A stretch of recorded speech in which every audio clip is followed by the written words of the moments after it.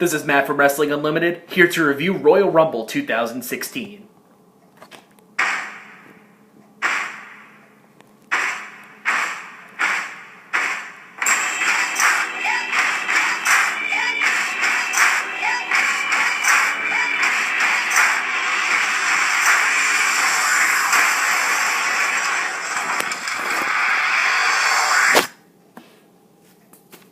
Well, ladies and gentlemen, welcome to this edition of the 2016 pay-per-view review series here at the Wrestling Unlimited YouTube channel. Once again, I'm introducing myself as Matt from Wrestling Unlimited. Here to review Royal Rumble 2016. Every WWE year needs to start off in a big way. It needs to set the tone for what is to come in the WWE going forward. And every year, that first WWE pay-per-view always happens to be the Royal Rumble.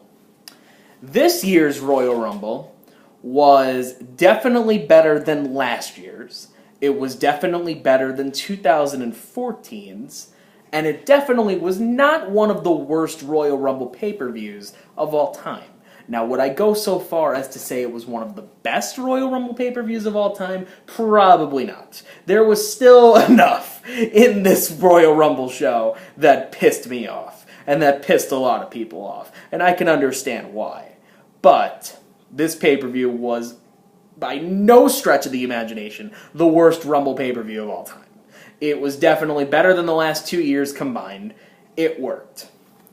Royal Rumble 2016, we kicked off the show with Dean Ambrose versus Kevin Owens in this last man standing match for the IC Championship. This is when the IC Championship at least started to mean a little bit more.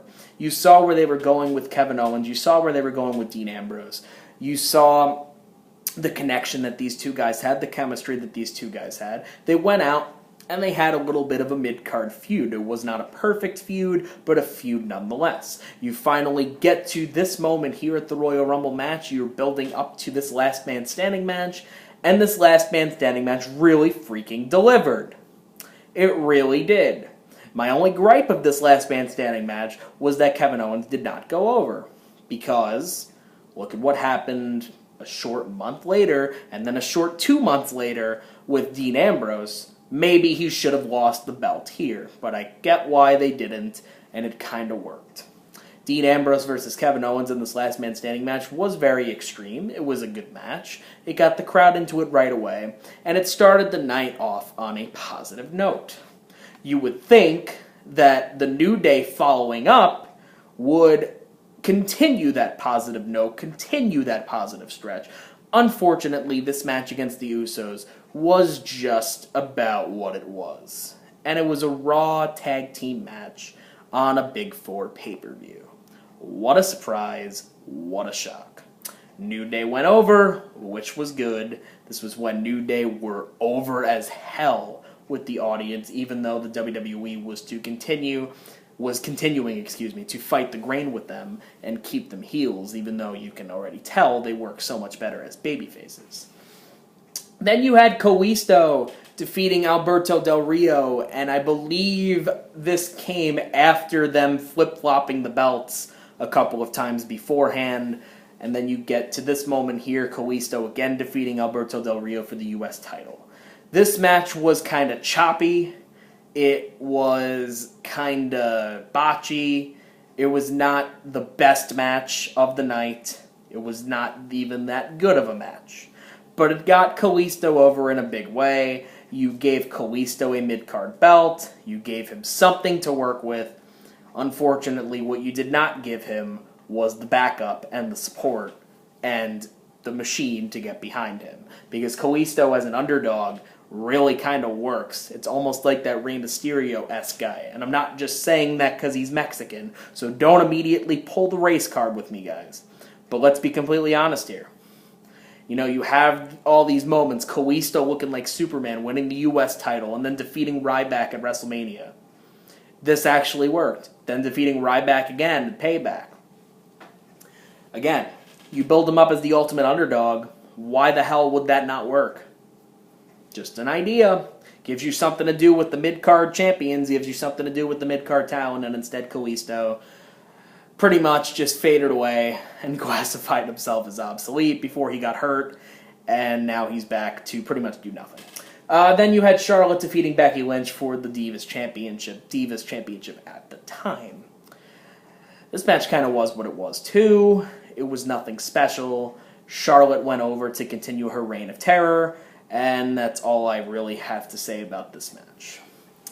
Now, when I look at this show, I look back at it, and there was one match that particularly pissed a lot of people off for pretty legitimate reasons. I understand why people were mad at this match, but I'm sorry.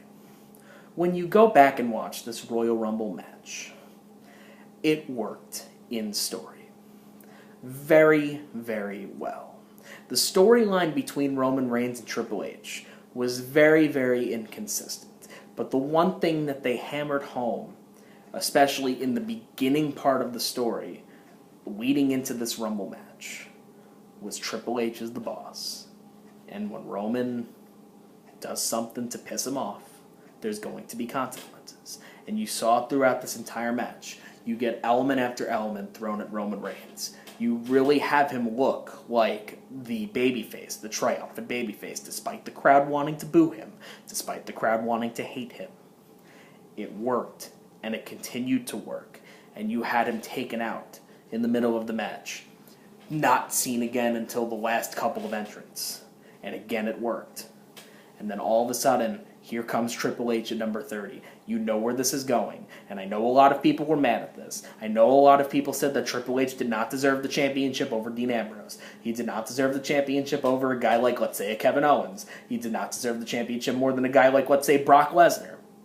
I can understand that, especially coming from a part-time, especially referring to a part-time champion, a part-time performer in Triple H.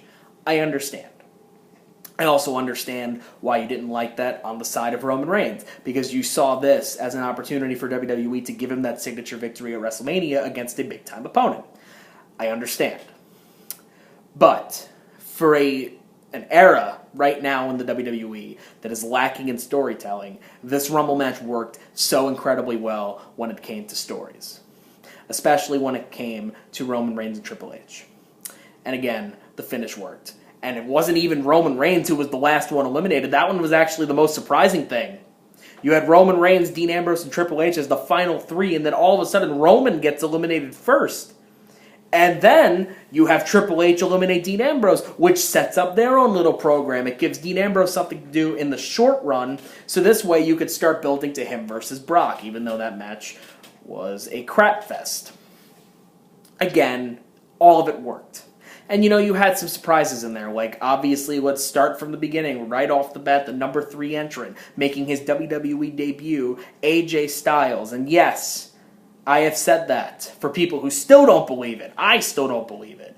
But yes, AJ Styles is a WWE employee entering at number 3. You never imagined AJ Styles in a WWE ring. Well, guess what? This Rumble match, number 3 entrant, there he is. You gave him a bunch of shine. You gave guys like Jericho some shine. You gave a lot of guys an equal chance of shine. That could be a good thing. You had some negatives in there as well. It was nowhere near a perfect Rumble match. But when it comes to building up a storyline, especially building up a story to WrestleMania, the big show of the year, this Rumble match itself worked. And this Royal Rumble pay-per-view started well and ended well. And the rest was just kind of thrown in there. And sometimes that could be okay, and in this case, it was okay.